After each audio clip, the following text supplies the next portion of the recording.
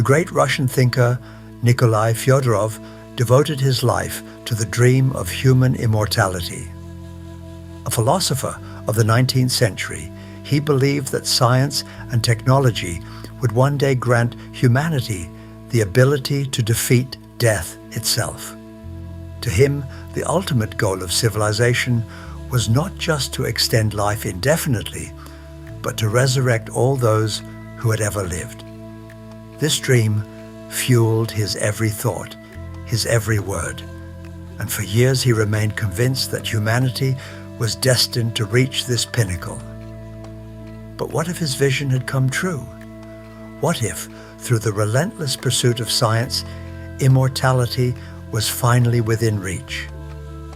Let us imagine that Fyodorov, in a world transformed by his ideas, became one of the first to achieve eternal life. At first, it was exhilarating.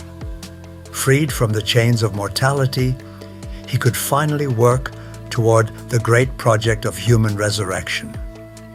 He studied without fear of running out of time, witnessed technological wonders beyond his wildest dreams, and saw humanity spread across the stars.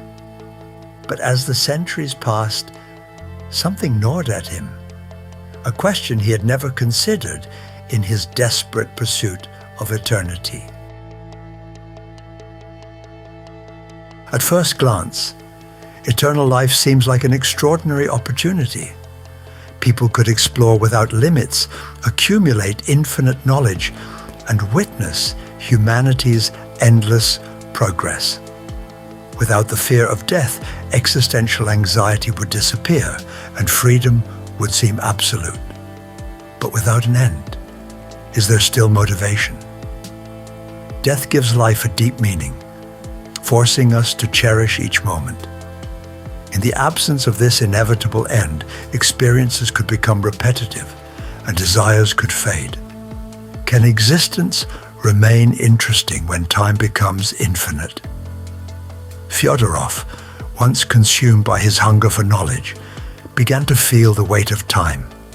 He had read every book, mastered every art, and yet he found himself longing for the excitement of the unknown, something that immortality had stripped away.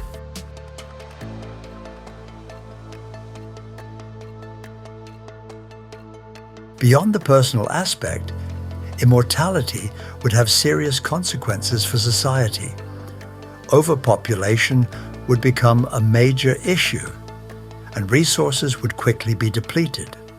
To maintain balance, governments might have to ban births or create rigid social structures, preventing any change.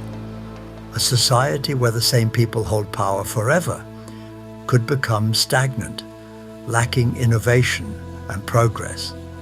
Fyodorov saw this firsthand. The same leaders governed for centuries, their ideas growing stale, their ambitions replaced by a cold, calculated desire for control. The world had stopped evolving. There were no more revolutions, no fresh perspectives, no urgency to create something new. Immortality had brought stability, but at what cost?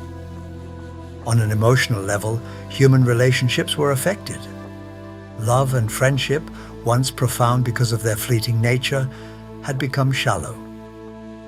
Fyodorov had loved countless times, yet each relationship faded into the blur of eternity.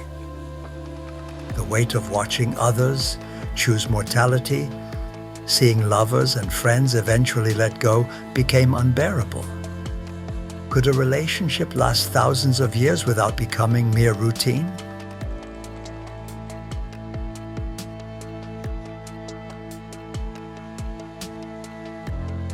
The greatest danger of immortality might be the psychological burden of endless time. The human mind is adapted for a finite existence, and the thought of an infinite life could become overwhelming. Those who wish to live forever might eventually seek their own end, discovering that immortality is not liberation, but a condemnation to monotony and emotional exhaustion. Fyodorov found himself standing at the edge of a dying star, staring into the void, wondering if he had made a mistake. He had once feared death, but now he feared something greater, the absence of an end. He had become a spectator to existence, an observer rather than a participant. Perhaps it is precisely life's ephemerality that gives it beauty and meaning. In the absence of an end, there is a risk that life might lose its value, becoming nothing more than an endless repetition. If you could live forever, would you choose to, knowing that eternity could become your own prison? Humanity has always been torn between the desire to endure and the fear of the unknown. Immortality seems to be the pinnacle of our aspirations, yet within it lies a troubling question. Are we capable of living without an end? The fear of death shapes our actions, gives us purpose, and makes us cling to every moment. Without this contrast, we might discover that it is not death we fear most, but the lack of meaning in infinite time. Perhaps it is the finiteness of existence that grants us the freedom to truly live. Without a final page, the story risks becoming incoherent, lacking climax or conclusion. Thus, not only death, but life itself derives meaning from the existence of the other. In the pursuit of eternity, we may forget that it is ephemerality that makes us truly human.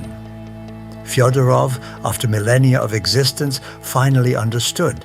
He had spent his life fearing death, but now he realized it was never death he should have feared. It was endlessness, and as he stood there, gazing into the abyss, he wondered, if he had the choice to go back, would he have ever sought immortality at all?